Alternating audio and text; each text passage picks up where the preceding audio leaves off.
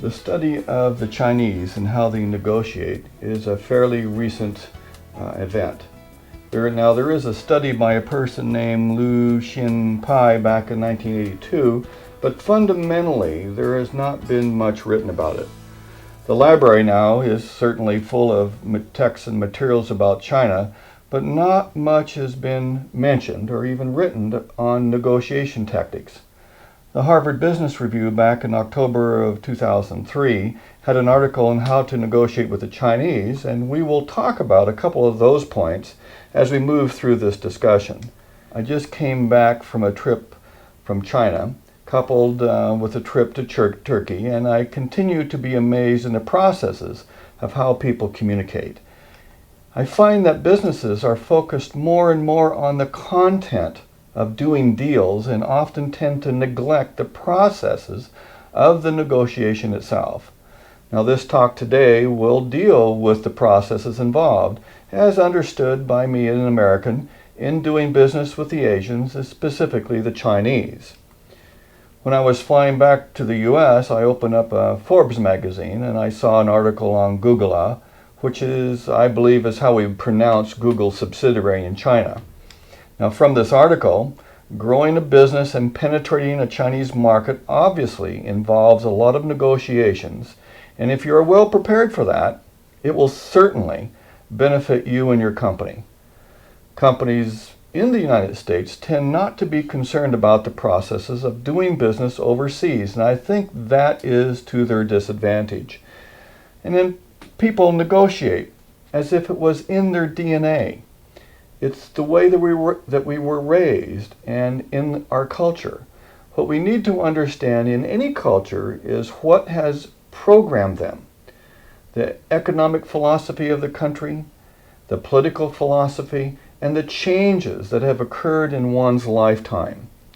Now, I have been to China hundreds of times since 1984, and what amazes me is to see the changes that occurs during a short span of time, even just a few months. There was an article in the Wall Street Journal just recently that says the population shifts in the size of Manhattan move to the coast of China each year, and the changes that are occurring in China is huge. There are impacts on the people related to the old communist system, its new system, the Confucius system, and even how their cities operate. The Chinese education system has now emphasis on how the West negotiates. Their education system is more accessible to its people. Culture is affected by language, religion, and the philosophies of economics and politics, and of course, the structure of the society. Now, all of these things come to bear when we look at a country. What we need to understand is best described as a concentric circle. A culture starts out with core values, and those values form a ring called norms. The norms set up rules of behavior.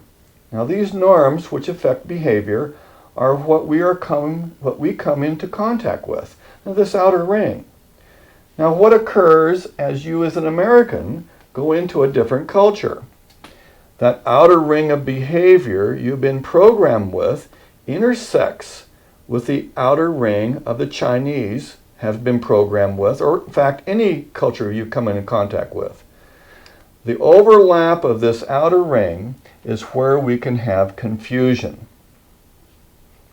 Now, let me talk specifically about China, and I'll see if I can give you some examples. China has over 1.3 billion people, potential customers. The economic growth is dynamic and extremely rapid. It is opening up to more and more Western markets. But China is still doing business the Chinese way and not the Western way. However, they have definitely have expanding opportunities for all of us. Yet China is very different in how they approach business negotiations. Now, let's take an example. When we ask an American what is a negotiation, they will typically respond as, It's a process to get a deal, to build value, hopefully, to obtain a signed agreement or a contract. Now, in China, there is no word in Chinese that has the meaning negotiation. It really tends to come up as a discussion, a dialogue. As someone said one time, it has a beginning and a middle and is seemingly absent of an end. So one of the things we must understand as an American is the goal we think to have is not necessarily the goal the Chinese might pursue. Now, China is a high context society. Now, by high context, I mean that it isn't all verbal. Sort of read my lips, read my face, read my actions. And as a high context society, that presents another problem for most American negotiators. Americans tend to be low context readers. It's a problem in negotiating because it's not the words, but it's the meaning behind the words that become important. Let's look at the American process of a contract. The American is looking for a contract, whereas the Chinese is looking more for a relationship and an ongoing business relationship. However, they're not typically obsessed with win-win. They are, however, looking for the upper hand. Consensus. Consensus is very important to the Chinese. A Chinese negotiating team will come up with one plan in most cases, and everybody on their team will buy into that game plan. The individuals on the team must embrace it.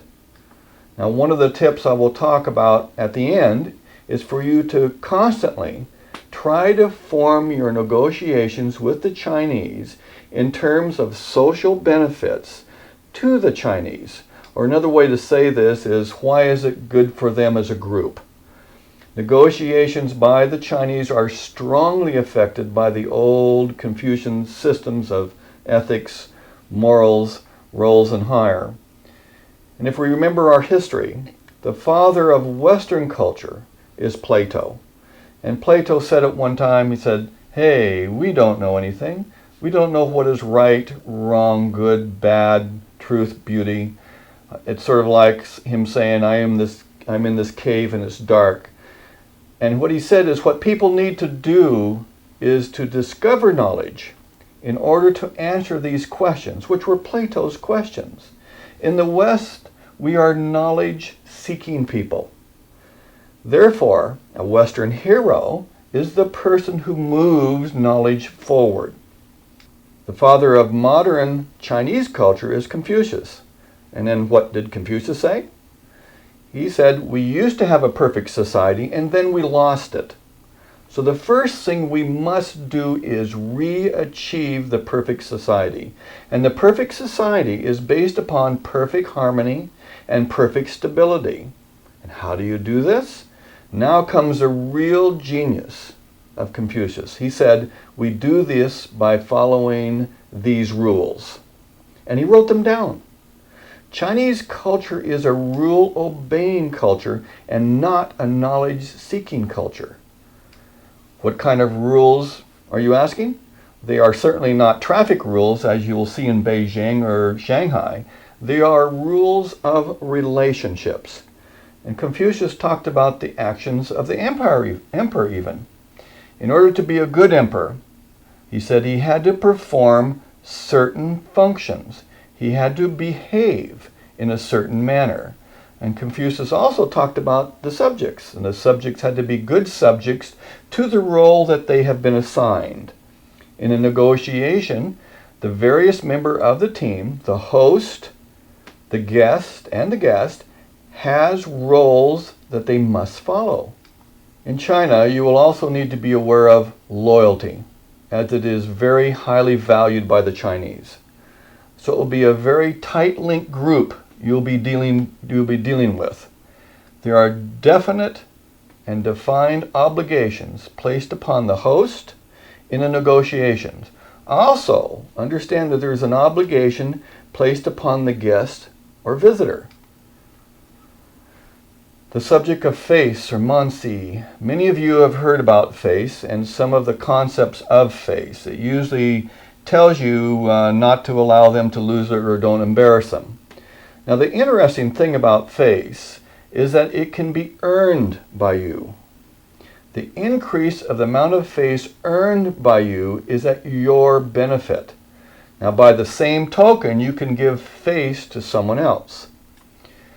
One of my advices I give companies is to build up the face of the other side during negotiations.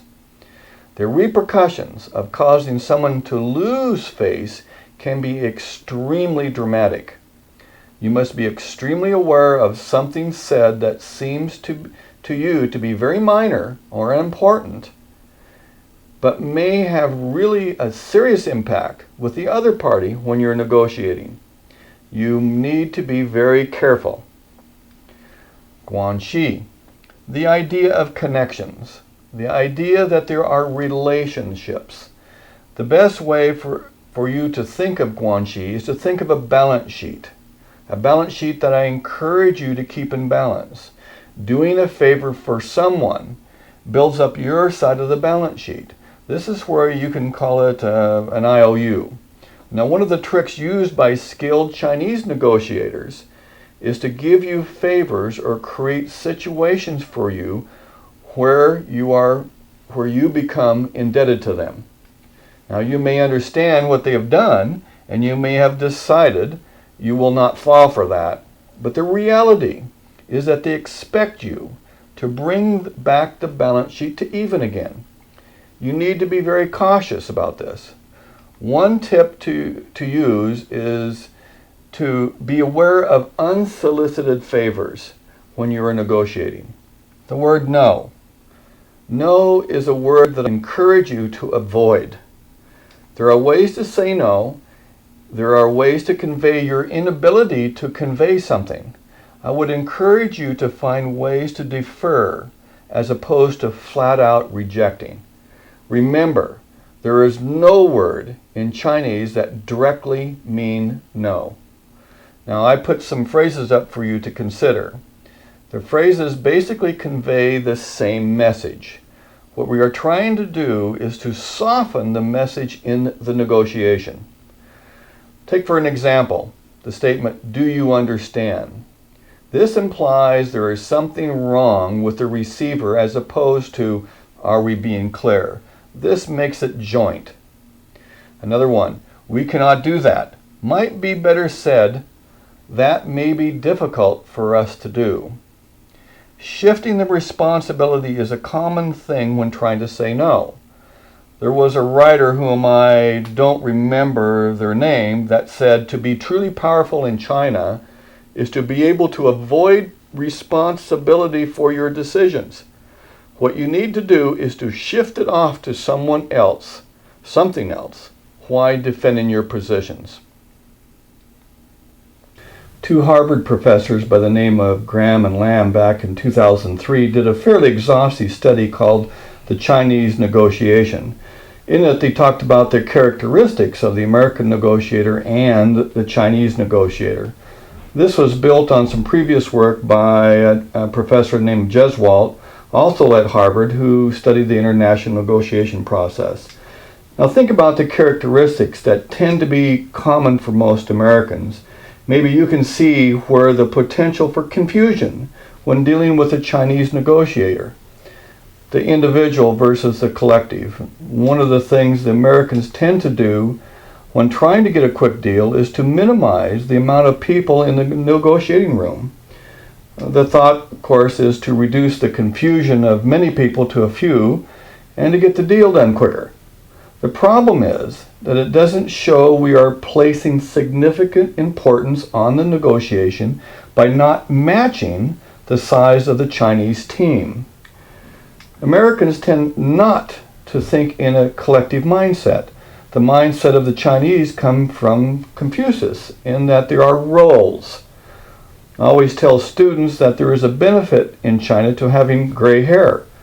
There is a hierarchy, and it isn't always necessary competence in determining who will be running the negotiating team and who will be making the decisions, of course. Americans are an informational related society. The Chinese is relationships. Americans tend to be very linear or bringing things down to the details as opposed to the Chinese who really look at the whole. Americans, when polled, said they hate to negotiate. Most of them find a negotiation an argument and a fight, and it makes Americans very uncomfortable.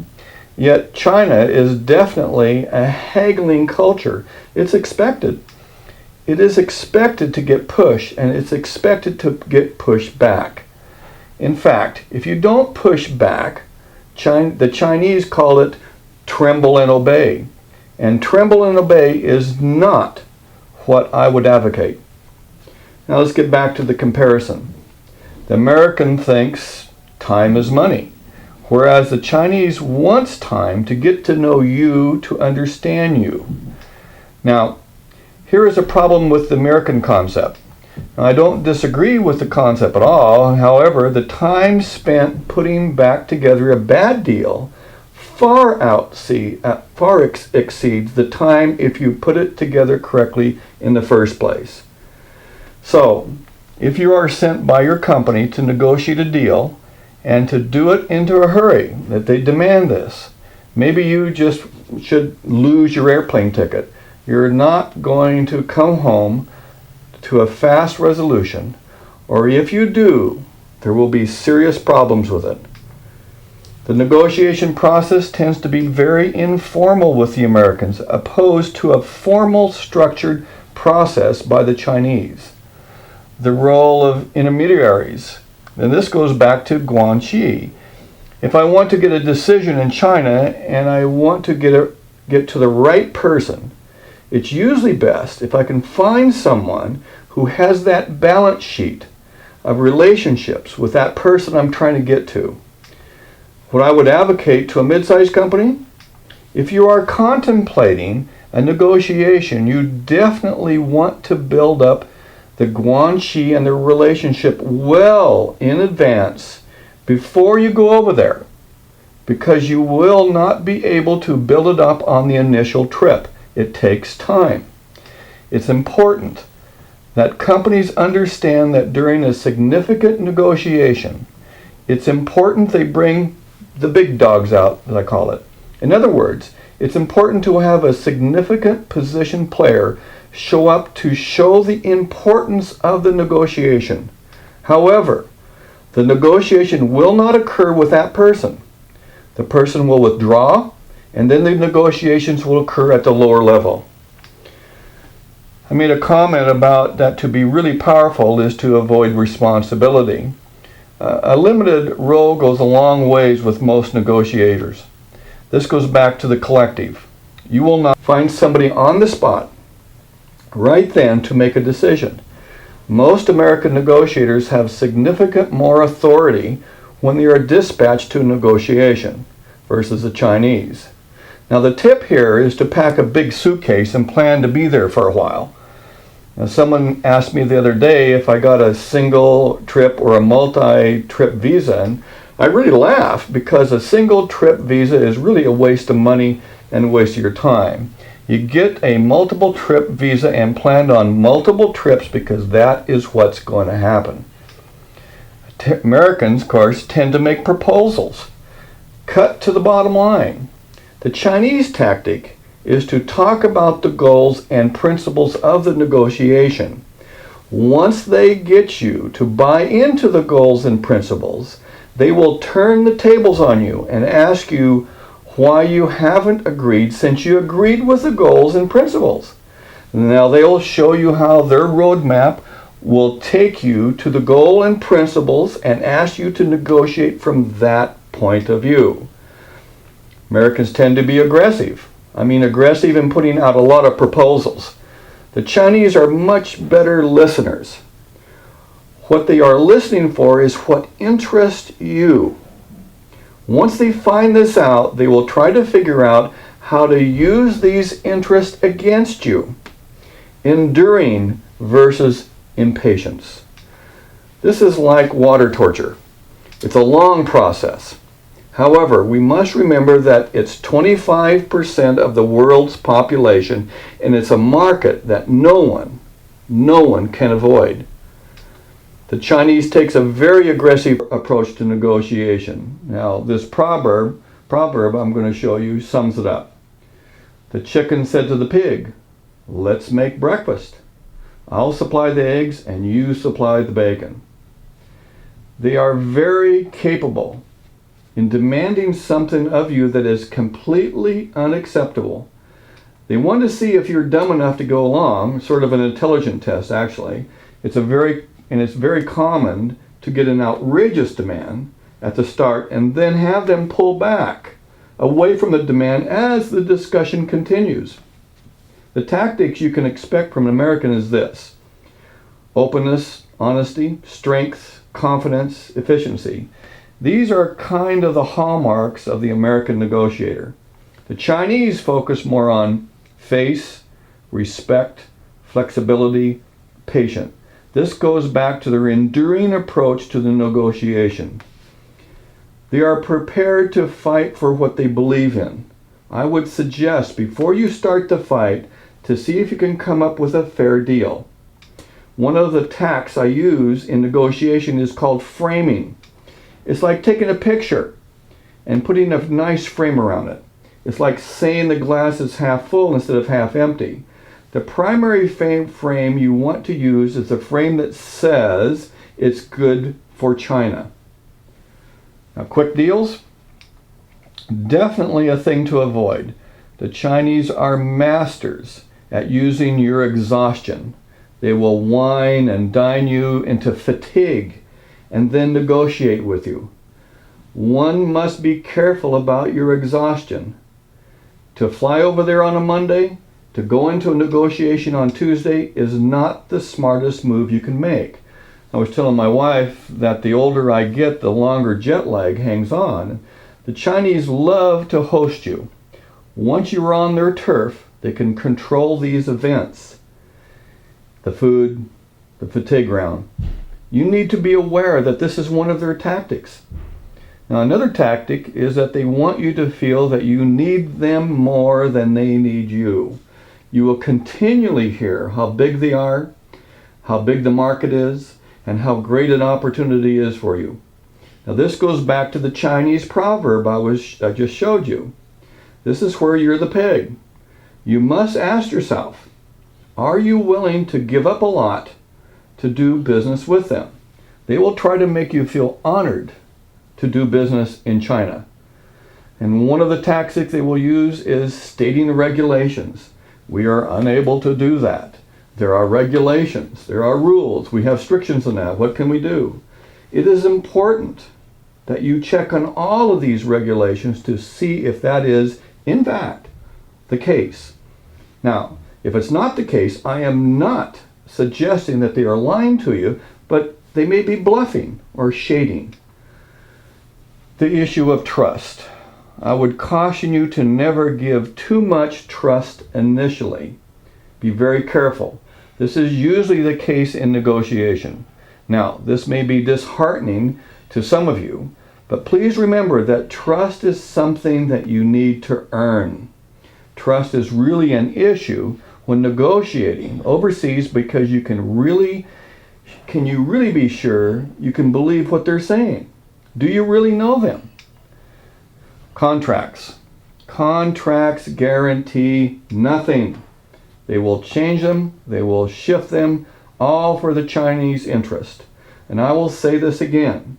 Contracts guarantee nothing. Be ready for it and expect it when it occurs. China is a survival culture. Win-win is not, I repeat, not the norm. Now, this is a very different approach than the Japanese. Stereotypes now are very dangerous, but a recent study by a Harvard law student regarding the negotiating tactics of the Japanese shown that a poll of Japanese businessmen, 99.9% of them stated that the win-win was the goal of a negotiation. Now, I can guarantee you that this is not the case in China. Let me share another Chinese proverb. Without a fight, you will not know each other. Expect a dust storm. Expect many of the meetings to end in a negative tone. They may say, things do not look good. Your competitors have given us a better offer, or things look better with your competitor. Now, one of the reasons is that they want to size you up. One of the reasons they want you to come to China is so that they can play you off to another competitor. My point here is not to get disheartened. You have to understand this is a tactic. Understand why they are doing it and use it. Let's talk about tips for success. Build Guanxi. Find the right people. I cannot overemphasize this. And you got to find the right people with the right connections. You need to be able to call in those markers. As important as finding the right people, make sure that whatever you're negotiating, it is legitimate in supporting the Chinese society. Now, bring your significant players in first. Then get them off the stage. The negotiation will not be conducted with them. Now, I'll take you back to what I previously said. To be truly powerful is to avoid responsibilities. The decision will be made, but usually not with the one that is in the room. Be aware of home court advantage, the food and the drink. A number of statements are going to be laid on you, such as you cannot walk away or you do not want to go home empty-handed. And be careful of your love of talking. The Chinese love to listen and they want to make you talk. The more you talk, the more they find out. If you are going to talk and make your point, obviously you are going to have to, you need to initiate and need to exchange information. Americans tend to engage in a monologue and they love to talk. And they love to listen. They will want you to agree to the principles and to the goals, and that is certainly something important in any negotiation. Where do we want to end up? Just be careful when you agree to the goal and principles, you don't fall susceptible to them in turning it around and saying you agreed to the principles, so here is how we get to them. You just don't want that to happen. Now, be prepared for the long wait. Endure. One of my favorite stories comes from Henry Kissinger's book about the end of the Vietnam War, and it tells about the mentality. When Kissinger arrived in Paris in the early 1970s, they took over a couple floors in a hotel for this discussion. Now, when the Vietnamese arrived, they rented a whole hotel across the street. Now, the message wasn't lost on Kissinger. He knew they were here for the long haul. Now, check the caliber of the people in the negotiation. Do they have the right people there? Are they at the right levels and do they match up with you? You definitely want the right people on your team. When you are sent overseas, I am sure you will have a clear line of responsibilities. What you will find out when you're over there is that these lines of responsibilities are completely blurred. The decisions are going to come from the outside of this room. Concept of compromise. Compromise to most Chinese negotiators has a negative connotation. Now this goes back to their survival culture. We're here to win concept. Now another tactic, and they will cite their problems. They will cite why they need a particular concession from you. What they are attempting to do is get you to buy into it and agree. Don't do it. Now, the Chinese distrust fast talkers. If you got somebody that's particularly slick on your team, send them someplace else. Send them to Hong Kong or Thailand. Have patience. When you have to say no, the goal is to limit the damage. You want to minimize your rejections. Drag the thing out by saying, let's consider, or what if. Now, one of the first things I usually ask people is, why do you negotiate? The answer is you negotiate because you need the side. You would not negotiate with the other side if you didn't need them. You would just take it. Now, I encourage you to remember that. As long as they are sitting across from you and talking, they need you. If you keep talking to them, you will probably come to some kind of a solution, and you will most likely get something worked out. Control your emotion. It is detrimental to any negotiations to lose your cool. Avoid your highs, avoid the lows that come with jet lag and long hours.